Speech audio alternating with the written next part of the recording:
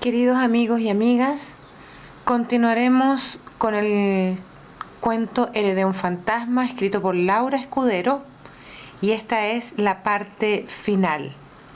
Lo leeremos hasta el final y veremos qué es lo que pasa con el fantasma, el tío George. Día 43. Esa mañana el timbre sonó temprano, cuando recién había salido el sol. Abrí la puerta de mi casa y miré la entrada. Me asomé, pero no vi a nadie. Casi por costumbre revisé el montón de hojas secas arremolinadas en el piso y comprobé que tenía una carta. Había aterrizado en mi umbral. Entré y me preparé un té bien caliente. Sigo creyendo que las sorpresas en ayunas caen mal. La carta era de Marito, mi amigo, mi compañero en esta hazaña, el testigo en la conquista de esta historia. Había pasado seguramente antes de ir al kiosco y la había dejado. Abrí el sobre y saqué un papel con una hoja de trébol. Era morada y tenía 4 hojas. Abajo decía: nos vemos cuando termines. Suerte, Mario. Uy, uy, uy.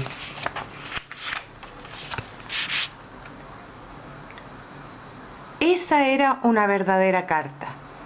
Marito se había dado cuenta.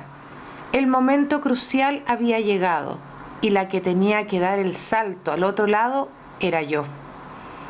Ahí estaba, esperando. Aproveché el madrugón y comencé con los preparativos. Leí detenidamente el estudio completo de la historia familiar traducida por el bisabuelo Federico. Me llevó un buen rato.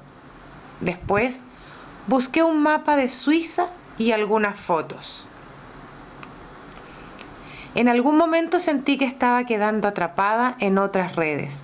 Entonces, lapicera y papel en mano, me dispuse al trabajo. Sentada frente al mueble del reloj, pregunté: ¿dónde está la pluma con la que tengo que escribir? No me sorprendió que nadie contestara. Tampoco me llamó la atención de que de repente entrara levitando el escobillón y se apoyara contra el cuadro. Intuitivamente me senté en el sillón de terciopelo azul. Miré el paisaje con el molino, el río y los animales. Era interesante, pero no era una obra de arte. El escobillón golpeó 3 veces contra el marco. Ah, ya sé. Detrás del cuadro hay una caja fuerte y allí dentro está la pluma, guardada como si fuera un tesoro familiar. Lo dije con tanta seguridad que no pude ocultar mi asombro cuando, al levantar la pintura por el costado, vi solamente la pared blanca y lisa. ¿Entonces?, pregunté.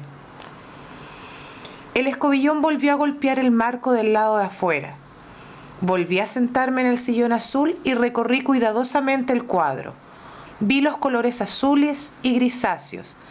Vi la rueda del molino correr con el agua del arroyo y vi una firma. Claro, abajo, hacia un costado, decía Johannes Tobler. Era el autor del cuadro. Recordé que había leído que el padre de George Cristóbal era un tal Johannes. Había obtenido el pastorado de Ermitingen, cantón de Thurgau, en el año 1754. También decía que en aquel ambiente bucólico desarrolló su afición por la pintura. Este cuadro había sido pintado por él. Ahora iba comprendiendo. El palo del escobillón volvió a golpear con poca paciencia. Tomé con cuidado el cuadro de la pared y lo revisé. Mientras inspeccionaba la tela asegurada por el revés, vi los pequeños clavos quitarse con apuro de un sector. No tuve dudas, era el tío. Toqué con cuidado y sentí bajo las yemas de mis dedos la silueta de algo que bien podía ser la pluma. Era la que saqué de allí con toda la emoción del mundo. No podría describirla. Únicamente voy a decir que tenía aquella belleza que solo puede acentuar el tiempo. La tomé y salí corriendo a comprar tinta. ¿Todavía alguien usaba? ¿Se conseguía? Sí, compré tinta china. Día 44. Tengo que volver el tiempo atrás, imaginar cómo eran las cosas en aquellos lugares. Pensar en carruajes y caballos, por supuesto. ¿Cómo serían los baños en Suiza en 1770? Muy diferente, supongo. La ciudad de Zúrich tendría por aquellos años las calles empedradas. Me lo pregunto porque quisiera imaginar los sonidos de la ciudad por la mañana, que seguramente serían diferentes de los de la tarde. ¿Qué colores tendrían las casas por dentro? Se me ocurren pardos. Pienso que los ambientes serían oscuros. Probablemente el olor a leña estaba siempre flotando en el aire, desde los hogares o las cocinas. ¿Cómo serían los libros de entonces? ¿Tendrían hojas gruesas y las tapas de cuero auténtico? ¿Cómo trabajarían Goethe, Lavater o el propio tío George? En esas habitaciones oscuras, a la luz de las velas o faroles de aceite, cuidando la forma de la letra en cada trazo, poniendo orden en las palabras, dando ese tiempo de espera al pensamiento. Sería un tiempo diferente del mío, por ejemplo. Muchas cosas serían distintas, sobre todo las marcas de la humanidad, de lo inmediato. Pero me parece que puedo encontrar algún punto de coincidencia con mi viejo fantasma. Si yo puedo conmoverme con las palabras que Goethe escribió hace 2 siglos y las puedo descongelar en segundos simplemente con el acto de la lectura, entonces ¿por qué no podrían ellos realizar la operación inversa? Seguramente este era el secreto del conjuro. Las palabras devolverían al tío George el calor que el tiempo se había llevado, haciendo mutar esa existencia fría de espectro. Bueno, basta de darle vueltas al asunto. Llegó el momento, como dijo el tío George. El final de la historia. Aquella noche me encontraba ocupado con mis quehaceres en la cantina cuando vi que entraban 2 sujetos de aspecto fuera de lo común. Sus ropas revelaban un origen diferente del de la mayoría de los viajantes. Además de ser prendas caras, eran, sin duda, extravagantes. Los 2 hombres eligieron la mesa que estaba más apartada y se sentaron. Como lo hacía habitualmente, me acerqué para preguntar qué iban a servirse. El más joven de los 2 pidió un buen vino. Tendría unos 40 años. El otro no levantó la vista de la mesa. Cuando fui a llevar la botella con las 2 copas, me pareció escuchar que el más joven llamaba al otro por un nombre que me resultó conocido. Volví a mis faenas con la seguridad de haber escuchado antes ese nombre. No podía dejar de pensar en la identidad del extraño. Miré varias veces en dirección a la mesa, haciendo un esfuerzo por recordar, hasta que el más joven sacó unos manuscritos de una carpeta de cuero y los puso sobre la mesa. En ese momento caí en la cuenta. El hombre mayor, de unos 50 años, era nada más y nada menos que Johann Wolfgang Goethe, el escritor más importante de los últimos tiempos, y además un influyente funcionario de Weimar. ¿Qué hacía una persona tan ilustre en este bodegón de paso, en estos parajes agrestes y solitarios? Volví a acercarme a la mesa con intención de saludar a tan insigne cliente, pero me detuve a mitad de camino al ver que los hombres se despedían con manifiesta emoción. Goethe tomó en sus manos la carpeta, dio un último abrazo a su compañero y salió apresuradamente de la cantina. Esperé un rato y viendo que el cliente seguía en la mesa, y no mostraba intenciones de irse, me apresuré a abordarlo. Disculpe, pero dígame si es verdad lo que creo, para recordar con gloria este día. ¿El hombre que estuvo con usted hace un momento era el ilustrísimo Goethe? Él mismo, me contestó, visiblemente emocionado. ¿Y usted era su amigo?, volví a preguntar. Sí, señor, y más que eso, podría decirle que le debo la vida, dijo y me invitó. Siéntese un momento y tome una copa conmigo. A cambio de su tiempo, prometo contarle una buena historia y solamente voy a pedirle discreción sobre el asunto. Decidí aceptar la propuesta. Había poca gente en el lugar y hacía frío, de manera que un trago y un relato interesante me parecieron una buena perspectiva para amenizar la noche. Esto fue lo que me contó. Hace unos años yo era un joven intrépido y arrogante. Estaba radicado en Ginebra, donde había tomado un cargo de instructor escolar para una familia adinerada, los Diodati. En aquella época me gustaba participar en encuentros con teólogos, escritores e intelectuales en la casa de mi amigo Caspar Lavater. En una de aquellas ocasiones conocí al joven Wolfgang Goethe, sin sospechar la importancia que tendría para mi vida este hecho, que en ese momento creí de poca trascendencia. Hubo algunos encuentros durante los cuales fue naciendo entre nosotros una relación de mayor confianza, pero limitada a las discusiones y controversias de diversos temas relacionados con la literatura. Ocurrió que unos años después tuve que viajar a Estrasburgo. Ese viaje me tenía reservadas las mayores felicidades y las más grandes desdichas. Afortunadamente, mi amigo Goethe estuvo cerca. En esa ciudad vivía una dama de extraordinaria belleza y sensibilidad, la señora de Branconi.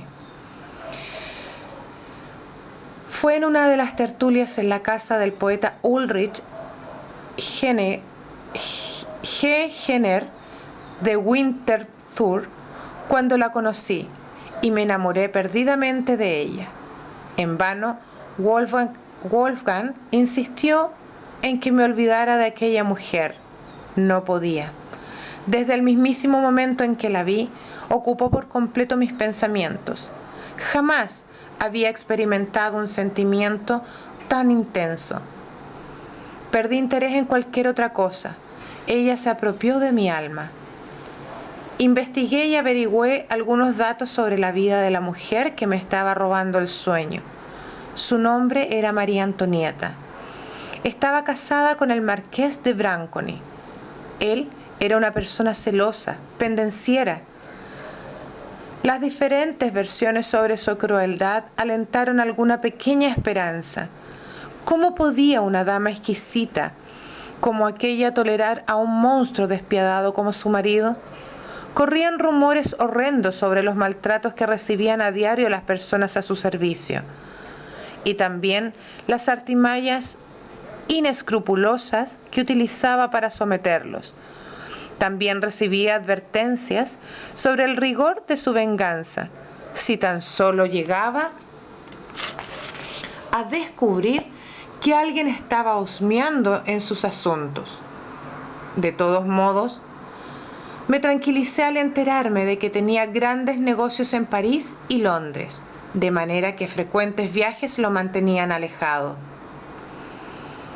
Volví a verla en la residencia de George Miller de Schaffhausen, hermano de un muy nombrado literato. No solo podía dejar de mirarla, tampoco podía dejar de escucharla. Me asombraba que una voz tan suave pudiera tener ideas tan firmes. La veía y me olvidaba de todo a mi alrededor. Solamente pensaba en su cabello, sus ojos azules y su boca, con el deseo secreto de besarla. Mi amigo Goethe insistía en que tuviera cuidado, que tomase más precauciones, que tratara de disimular durante los encuentros esa pasión que crecía desenfrenadamente. Ella también me miraba de manera especial. Podía sentir que su corazón me pertenecía. Comenzamos a ponernos de acuerdo para salir a dar largos paseos a caballo. Si alguien nos veía, simulábamos encuentros casuales. Un simple roce de manos, una mirada a los ojos, bastaba para encender las esperanzas de un amor prohibido en realidad. En algún momento nos atrevimos a hablar de nuestras vidas, y María Antonieta me confesó que odiaba profundamente a su marido. El marqués era ya un hombre mayor cuando la desposó, y ella apenas dejaba de ser niña. Insistió en que había sido un matrimonio arreglado entre las familias, y en que ella jamás se había enamorado hasta ahora. Tratamos de pensar qué hacer, hasta que concretamos un plan. María Antonieta logró contratarme como lectorista educante y decidimos conformarnos con aquellas tardes de lectura compartida, con la certeza de alguna cercanía. Mi amigo Goethe me dijo que tuviera cuidado y me dio ánimos. Ya sabía lo que pensaba sobre el amor, que era un sentimiento de libertad y no de ataduras. Durante aquellas tardes plácidas fuimos felices con María Antonieta. El simple hecho de escuchar su deliciosa voz recitando a los grandes poetas o de ver sus angelicales manos mover las piezas en el tablero de ajedrez me llenaba de dicha. Luego, el marqués tuvo que viajar a París por un periodo prolongado. Tuvimos una época de tranquilidad. Por aquel tiempo, Goethe se sumó con frecuencia a aquellas tertulias y mantenía larguísimas charlas, hasta que llegó el día fatal. Una tarde, casi al borde del crepúsculo, el marqués volvió de manera imprevista, dando gritos y preguntando quién era el traidor que estaba ensuciando el buen nombre de su casa. María Antonieta me miró con pavor en los ojos y me suplicó que huyera de inmediato por la puerta de servicio, tomara un caballo de los cobertizos y no volviera si quería salvar mi vida. La noche helada se partió en dos. Al filo de la cabalgata desesperada, atravesé al galope valles, montañas y arroyos hasta llegar en Weimar a la morada de mi buen amigo. Allí permanecí por varios meses. Goethe me aconsejó guardar silencio. Se decía que el marqués se había enfurecido de tal modo que había jurado dar la más horrible de las muertes al hombre que había osado posar los ojos sobre su esposa. Durante el primer tiempo, gracias a la mediación de Goethe, aún pudimos intercambiar algunas esquelas, pero debieron interrumpirse bruscamente. El terrible y despechado marido había encerrado a su mujer en un convento. Pero yo de esto nada supe. Le insistí a mi amigo para que continuara enviando las cartas a mi amada, pero él me aseguró que no lograba encontrarla por ningún lado, que no había huellas de ella por ningún sitio. No solo había dejado de ir a las reuniones literarias, tampoco iba a lo de la modista, ni siquiera concurría a la misma iglesia. No necesito explicarle, buen hombre, la magnitud de mi desdicha, ni contarle que caí en una profunda melancolía, que no me permitía hacer nada. Yacía tirado en la cama, maldiciendo el nombre del marqués y evocando la belleza de mi amada perdida para siempre. Pero fue entonces cuando Goethe me salvó por primera vez de mí mismo. Con el ímpetu de un convencido, me sacó de esas sábanas impregnadas de dolor y abandono. Con excusas me pidió ayuda para hacer unas traducciones. Argumentó que él estaba muy ocupado con las responsabilidades de sus funciones públicas y me dijo que ya me quedaba en su casa, debería hacer algún trabajo. Fue así como renací. Por otra parte, me aseguró que averiguaría el paradero de María Antonieta. Fue durante esos días que escribí enorme cantidad de páginas. Traduje del griego al alemán Die Natur, un trabajo dificilísimo y bello. También el lexicon, varios comentarios del latín y obras de Sófocles. Recuperado el ánimo de vivir, rogué a Goethe que enviara otra nota a mi amada. Mi amigo insistió en que era una locura, un riesgo innecesario, ya que María Antonieta se había esfumado y nada hacía pensar que pudiese estar oculta en el Palacio Branconi. Sin embargo, fue tanta mi insistencia que finalmente accedió. No sé cómo el marqués encontró la carta ni cómo supo de mi refugio. Solamente recuerdo el golpe terrible en la puerta de la casa, la voz enloquecida pidiendo explicaciones y finalmente al gran poeta negando mi presencia. El hombre debió estar realmente cegado por el odio, pues no hizo el menor caso a las investiduras de Goethe ni a su posición política. Simplemente subió hasta las habitaciones como un torbellino, amenazando con su arma a quien se le cruzara, y sin darme tiempo para otra cosa de recoger el pequeño frasco con arsénico. Durante mis días de locura y profunda tristeza, había comprado el líquido letal en una droguería de los suburbios. Escondí rápidamente el frasco entre mis ropas y me dejé arrastrar hacia la montura por el furioso marido traicionado. Cabalgamos unas cuantas horas. Saliéndonos del camino, íbamos por el medio de un bosque. El caballo avanzaba con lentitud porque se hundía profundamente en la nieve. El marqués repetía que me tenía reservada la peor de las muertes y soltaba largas carcajadas hiriendo el silencio con la voz de un loco. Ese viaje duró una eternidad. De repente se detuvo junto a un tronco hueco, me amordazó y me ató las manos con una soga muy gruesa. Con la misma voz desequilibrada me explicó el castigo. Estos páramos están infestados de lobos hambrientos. Van a oler tu sangre caliente a través de grandes distancias, de la misma manera que tú oliste la belleza de mi mujer, y van a saltar sobre tu cuerpo sin ninguna piedad, desgarrándolo, tal como tú lo hiciste conmigo.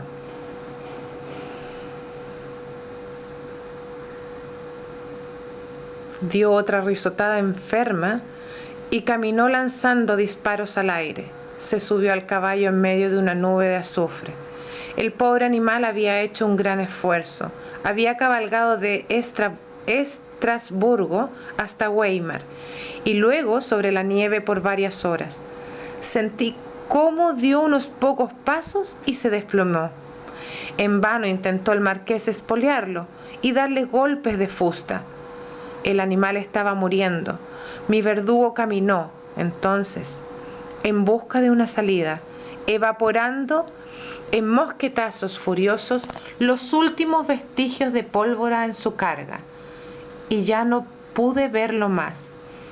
Imaginé mi muerte entre las fauces de las bestias, escuché los aullidos acercándose y me invadió un terror indescriptible. Pensé en la única salvación posible, una muerte rápida. Traté de zafarme de las ataduras. En realidad, no fue difícil, porque las sogas eran demasiado gruesas como para ajustar bien. Con las manos libres saqué rápidamente la botellita. Estaba a punto de tomar el veneno cuando se me ocurrió una idea. El caballo del marqués yacía muerto a unos pocos metros. Tenía la sangre caliente todavía y exhalaba un fuerte olor a sudor. Rocié al animal con el veneno y trepé hasta la copa de un árbol. Desde allí contemplé el horror del que me había salvado y decidí soportar el frío y el hambre. Los animales intoxicados con el arsénico finalmente se retiraron en manada. Entonces ya había amanecido. Bajé del árbol y caminé por la nieve hasta no sentir mis pies. Solo recuerdo haber escuchado la voz de mi amigo Wolfgang Goethe, que había salido a buscarme apenas amaneció. Fue la segunda vez que salvó mi vida. Me llevó nuevamente a su casa y me cuidó hasta que me hube repuesto. Entonces me contó que aquel día habían encontrado también los despojos del marqués, quien perdido en el bosque y después de gastar su pólvora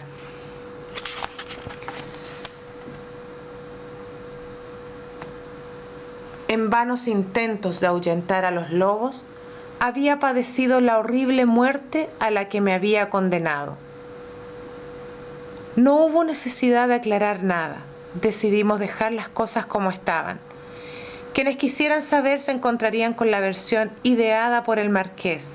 En esa historia, el muerto era yo.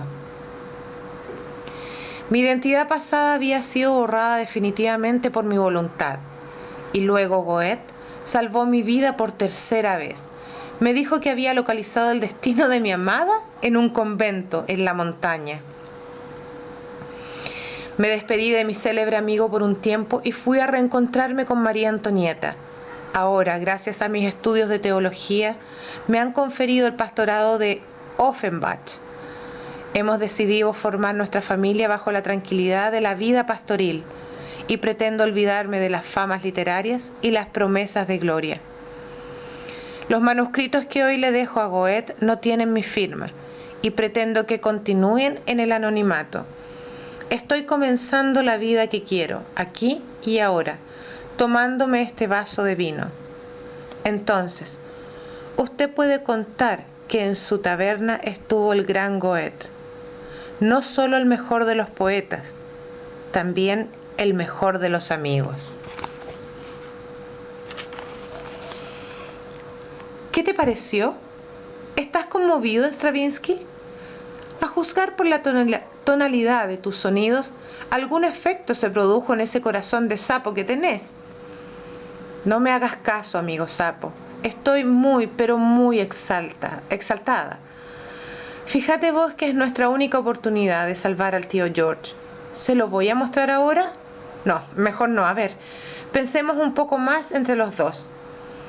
A decir verdad, no era exactamente lo que había imaginado en un principio. Cuando fuimos definiendo el estilo del relato, tuve la idea de que la fórmula indicada tendría que ver con la poesía, con las palabras bellas que terminarían despertando viejos sentimientos en el tío George. Sin embargo, a medida que fui tejiendo las historias, comprendí que había otras formas de hermosura. Por ejemplo, el hallazgo de aquellas palabras ocultas que había que develar. Comprendí que llenando esos espacios huecos encontraba otros sentidos posibles. Cambiaba todo sin alterar nada de lo que ya existía.